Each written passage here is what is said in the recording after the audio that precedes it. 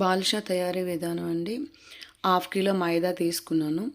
Half kilo మైదా తీసుకొని ఇలాగ బౌల్లోకి వేసిన తర్వాత సోడా ఒక పావు స్పూన్ సోడా తీసుకోవాలండి. పావు స్పూన్ తీసుకుంటే దాని తర్వాత బేకింగ్ పౌడరు ఒక 2 స్పూన్స్ వరకు తీసుకోవాలి. అన్నీ అలాగ కొంచెం మధ్యలో అలా పెట్టి వేసి వాటర్ ఒక గ్లాస్ వేయాలండి. దాన్ని ఏం కలపొద్దు, అలా వేసి ఉంచండి. చిన్న నురగలా వస్తుంది. వచ్చిన తర్వాత ఏదైనా చేయాలి. కొంచెం సేపు అలా వదిలిన తర్వాత మనం ఆయిల్ ఒక పావు గ్లాసు ఆయిల్ తీసుకోవాలండి. ఆయిల్ తీసుకొని అందులో వేసేయాలన్నమాట. అందులో వేసేసి అప్పుడు కొంచెం ఇలా ఇచ్చేసుకుంటూ మొత్తం అంతా కలపాలండి. వాటర్ అప్పుడే వేయొద్దు. మొత్తం ఇదే అంతా కలిపిన తర్వాత అప్పుడు తగినంత వాటర్ వేసుకోవాలి. మనం చపాతీ పిండి కలిపినట్టుగా నీట్గా బాగా కలిపేసుకోవాలి.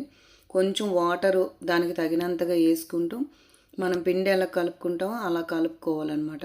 సాఫ్ట్గా వస్తుంది, మైదా కదండి, సాఫ్ట్గా వస్తుంది. దాన్ని తడిబట్ట వేసి పక్కకు పెట్టేసుకోవాలన్నమాట. ముద్దని సపరేట్గా పెట్టుకొని కొంచెం మైదా పిండిని ఇలా వేసుకొని రోల్లో చుట్టుకోవాలండి.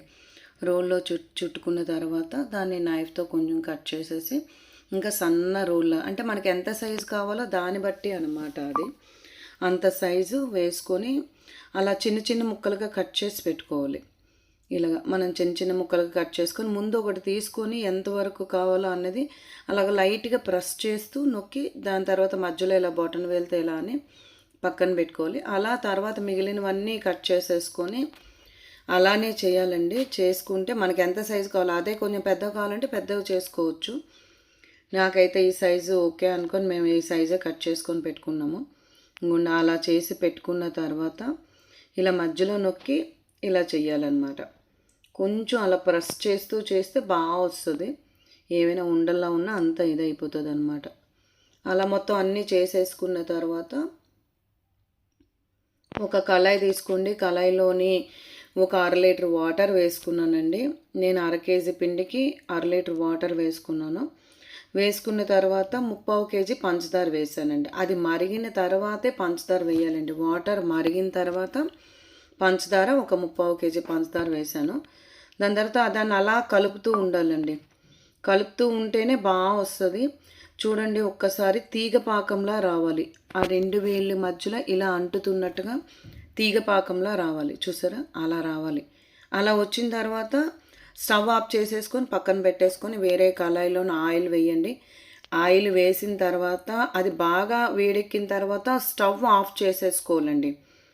ఆఫ్ చేసేసుకున్న తర్వాత ఇవి వేయాలండి, లేదు అంటే మాడిపోతాయి. వేసిన తర్వాత కూడా అలాగ కలుపుతూనే ఉండాలి. కలుపుతున్న తర్వాత అవి పైకి రావాలి. మరీ మరిగినట్టుగా ఆయిల్ కాదండి, కొంచెం నార్మల్గా మరిగితే చాలు. మరీ ఎక్కువ మరిగిందంటే మాడిపోతాయి.